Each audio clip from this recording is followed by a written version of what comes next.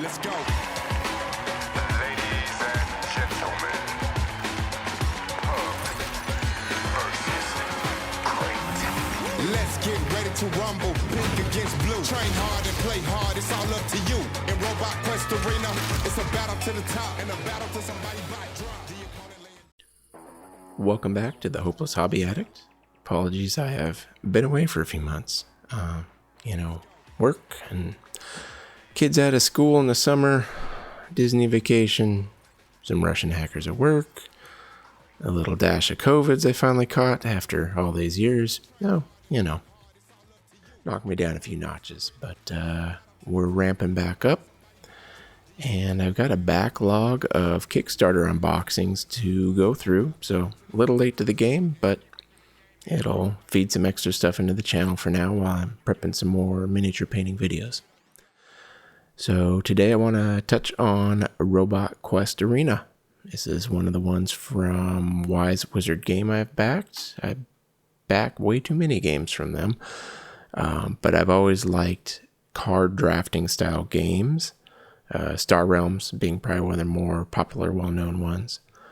And in this case, I wanted something more family-friendly that wasn't more head-to-head. I wanted something where I could get me and both my boys at the table with me. Maybe even mom eventually, we'll see. But let's take a look. It's a fun little game. So this will be the first in many little unboxings, I guess, because... well, you'll learn I don't have a lot of impulse control, and the combination of stuck at home for a while during the pandemic, discovering Kickstarters, and finding a lot of games with cool looking minis to paint led to me probably buying way too many things. So, this is one I don't have regrets over though.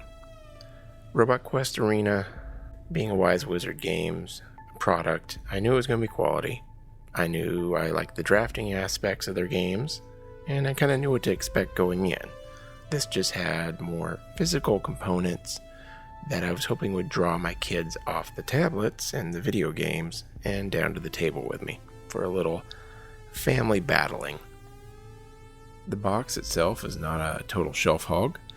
Comes in around 12 by 12 inches, length width, and it's about 4 inches deep.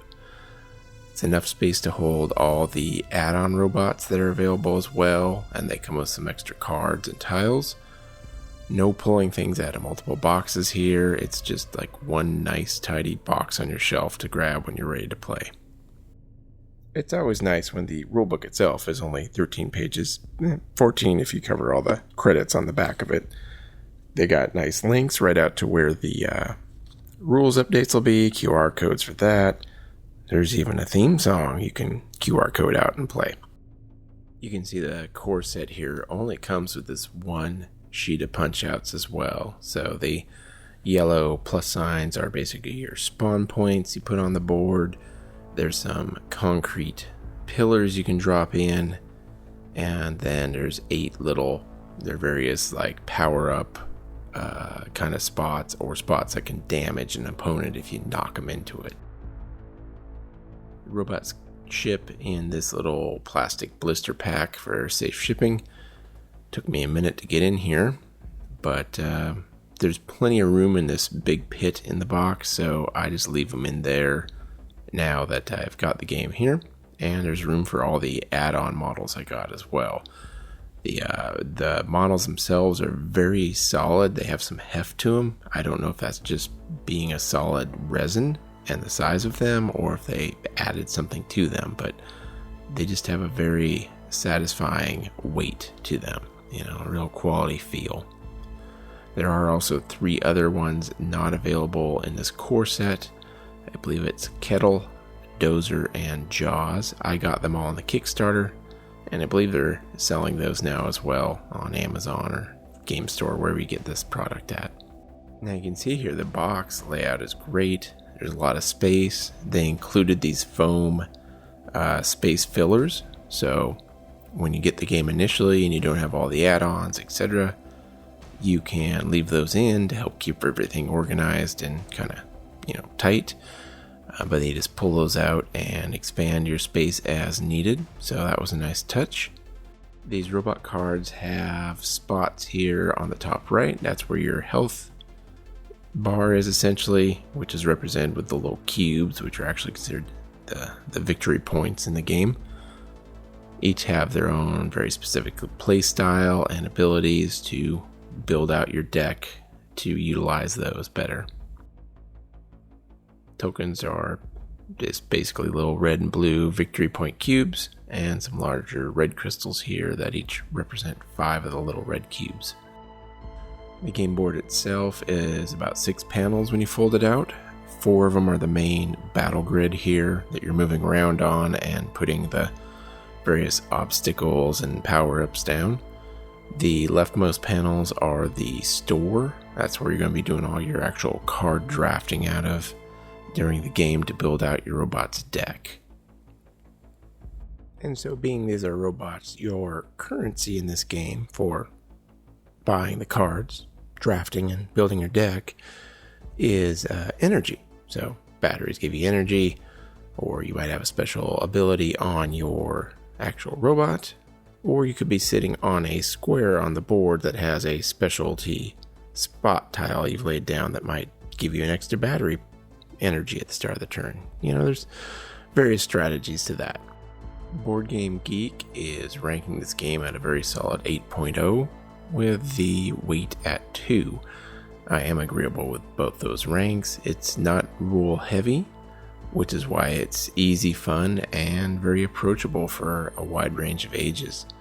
I haven't got to try past 3 players yet at this time, but I hear when you get to 4, it's even more chaos and fun. So hopefully soon I can add an extra player at the table. Like many drafting games, each person starts with 10 identical generic cards to shuffle up, and you draw 5 out.